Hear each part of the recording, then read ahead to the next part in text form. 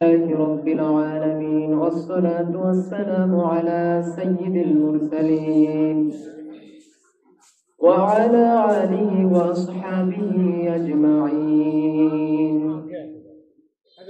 أما بعد فقد قال الله تعالى في كلامه المجيد وفي فرقانه الحميد: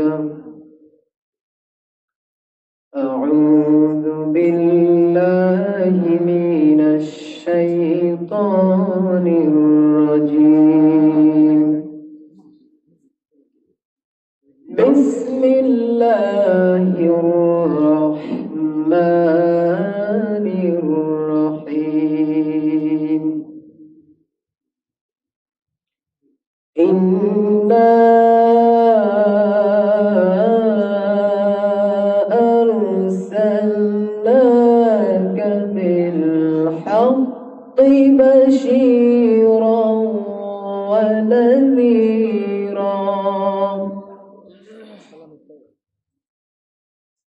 ولا تسأل عن أصحاب الجحيم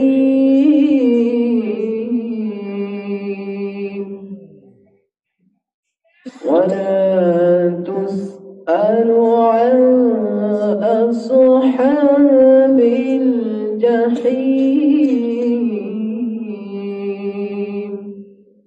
صدقت يا ربنا. سبحانك لا علم لنا إلا ما علمتنا إنك أنت العليم الحكيم.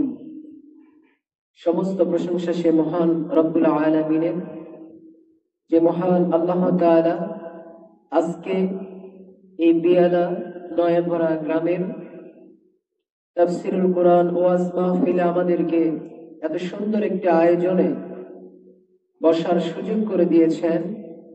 মেহেরবানি করে শুকরিয়া আদায় করি সেই মহান রবের কাছে। সকলে পড়ছি আলহামদুলিল্লাহ। দরুদ ও সালাম প্রেরণ করছি সাইয়্যিদুল মুরসালিন রাহমাতুল লিল আলামিন মুহাম্মদুর রাসূলুল্লাহ সাল্লাল্লাহু আলাইহি ওয়াসাল্লাম। আমি 10 মিনিটের কিছু কম কথা বলবো, বেশি সময় নেব না ইনশাআল্লাহ। আমি পবিত্র কোরআনে কারীমের সূরা বাকারা থেকে একটি আয়াতে কারিমা তেলাওয়াত করেছি। আল্লাহ তাআলা বলতেছেন, ইন্না আরসালনাকা বিল হাক্কি বাশীরান ওয়া নাযীরা। এই কোরআনে কারীমের ভিতরে আল্লাহ রাব্বুল আলামিন মানুষদেরকে হেদায়েতের পথে আসার জন্য যে কোরআনে কারীম নাযিল করেছেন, সেই কোরআনে কারীমের ভিতরে আল্লাহ রাব্বুল আলামিন বর্ণনা করে দিচ্ছেন।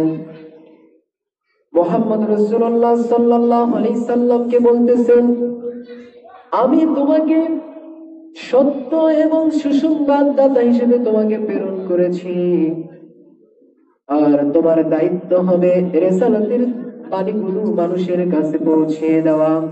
কোরআনের বাণীগুলো মানুষের কাছে তুমি ছড়িয়ে দিবে, শেয়ার করে দিবে। আর ওয়ালা তুসআলু আন আসহাবিল জাহিম, জাহান্নামীদের সম্পর্কে তোমাকে কোনো প্রশ্ন করা হবে না যে অমুক ব্যক্তি কেন জাহান্নামে গেল, কারণ তোমার রিসালাতের দায়িত্ব তো তুমি পালন করেছো। এই ব্যাপারে তুমি তো অমনোযোগী ছিলে না। আর যদি তুমি অমনোযোগী থাকতে তাহলে তোমাকে জবাবদিহি করতে হবে।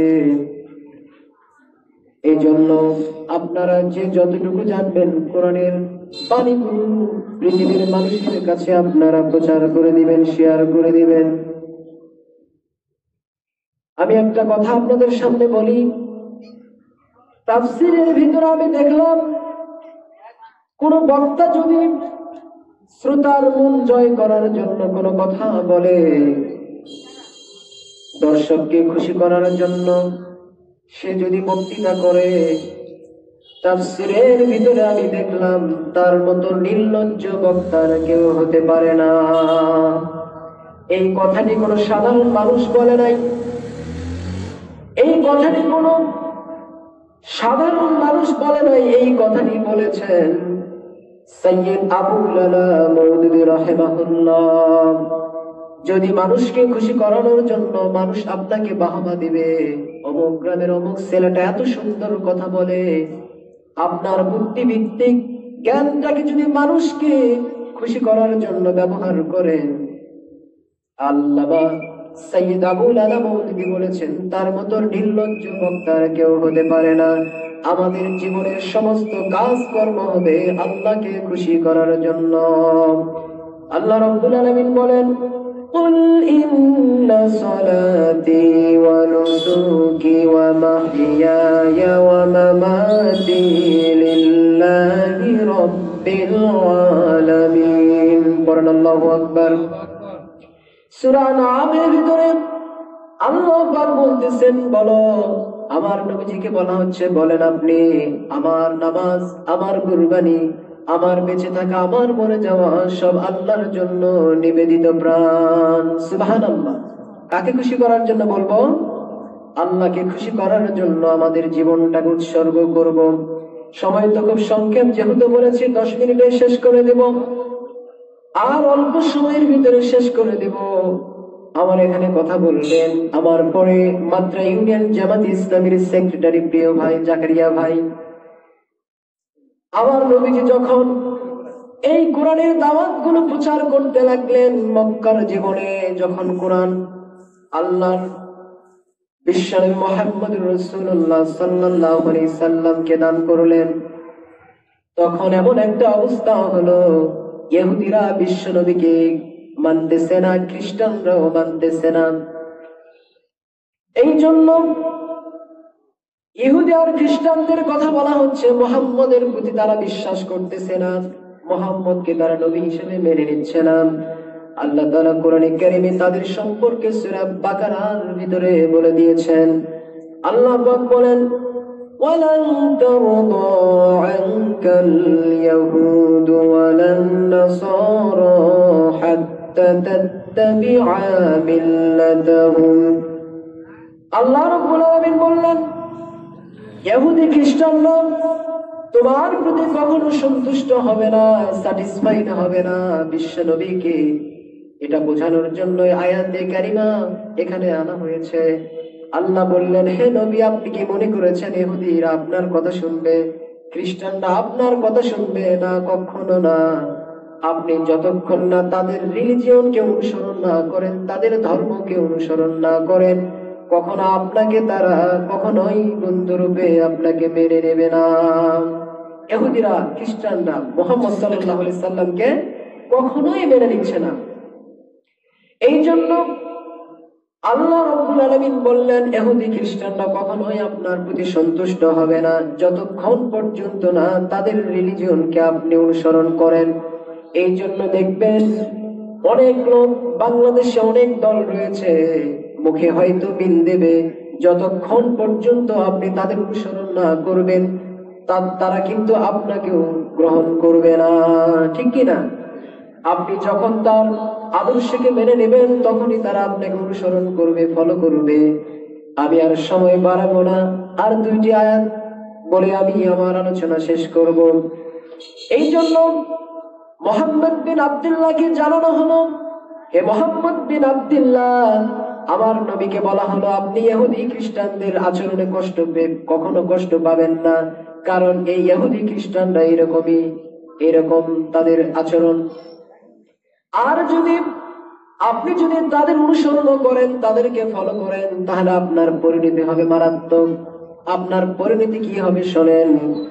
قل إن هدى الله هو الهدى ولئن اتبعت أهواءهم بعد الذي جاءك من العلم ما لك من الله من ولي ولا نصير।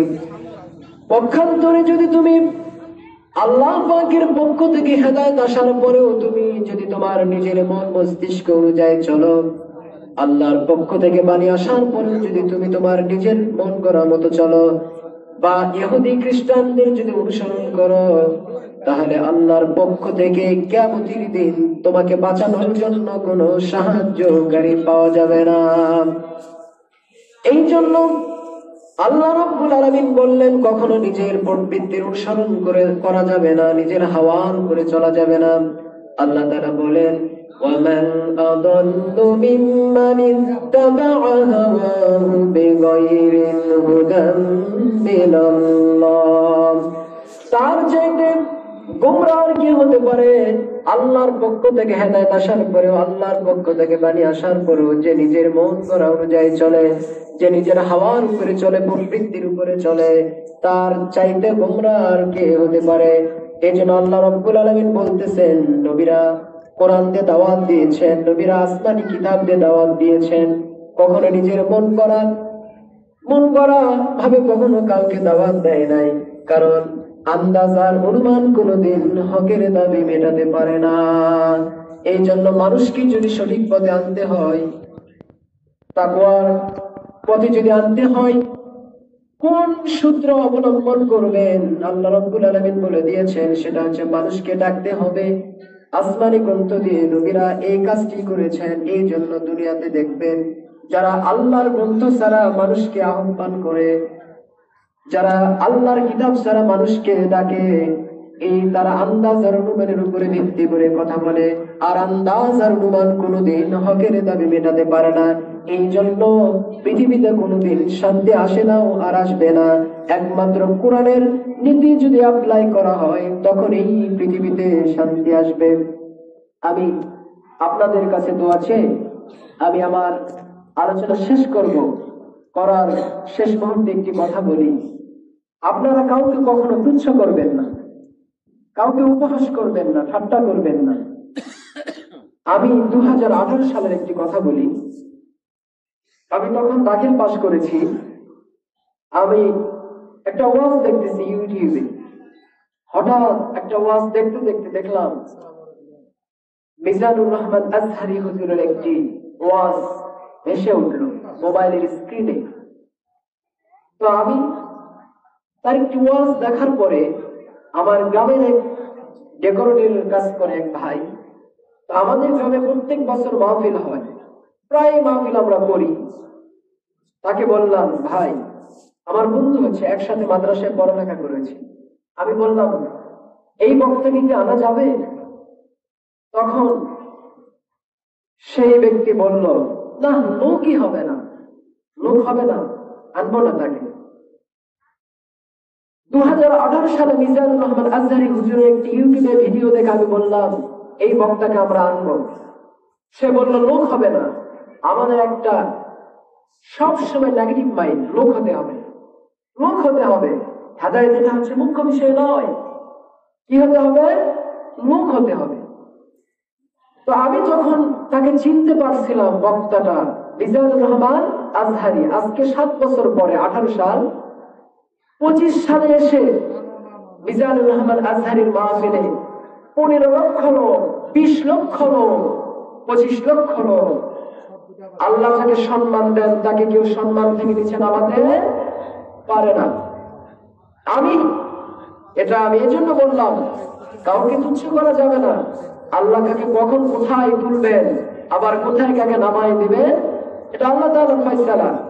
আরেকটি বিষয়, আজ থেকে 16-17 বছর আগে যার দাপট ছিল বাংলাদেশে, স্বৈরাচার শেখ হাসিনা, তার কি সম্মান আছে এখন?